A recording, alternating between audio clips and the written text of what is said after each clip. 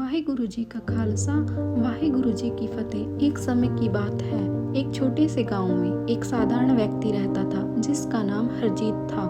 वह एक मेहनती किसान था और अपने परिवार का पालन पोषण अच्छे से करता था। लेकिन एक दिन वह एक गहरी बीमारी से ग्रसित हो गया। डॉक्टरों ने कहा कि उसका इलाज नामुमकिन है और उसे अब ज़्यादा समय नहीं बचा।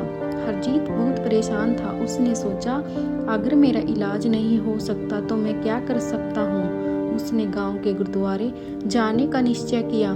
जब वह गुरुद्वारे पहुंचा तो वहां के ग्रंथी जी ने उसे देखा और कहा, तू डर मत, वाहिगुरु की कृपा से तुझे सभी दुखों से मुक्ति मिलेगी।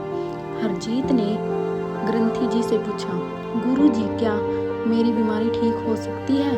ग्रंथी जी मुस्कुराए और बोले, रोग और बीमारी केवल शरीर के हैं, पर आत्मा के भीतर जब वाहिगुरु का नाम बसा होता है तो वो शरीर भी ठीक हो जाता है।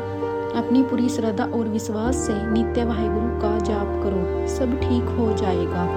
हरजीत ने गुरु जी की बातों को ध्यान से सुना और अपने घर लौट आया।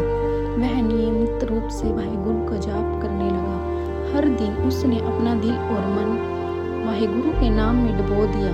कुछ समय बाद उसे महसूस हुआ कि उसकी बीमारी धीरे धीरे ठीक हो रही है। वह शारीरिक रूप से बेहतर महसूस करने लगा और उसका आत्मविश्वास भी बढ़ने लगा।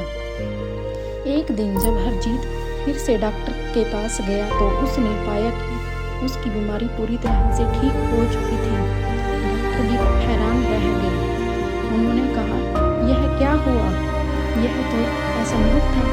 लेकिन हरजीत जानता था कि यह सब वाहिगुरु की कृपा से हुआ है। उसने गांव लौटकर सभी को यह कहानी सुनाई। वह कहने लगा, रोग और बीमारी हमारे शरीर को प्रभावित कर सकती है, लेकिन जब हम अपने दिल में सच्चे श्रद्धा और विश्वास के साथ वाहिगुरु का नाम लेते हैं तो वह बीमारी हर परेशानी को दूर कर देते हैं।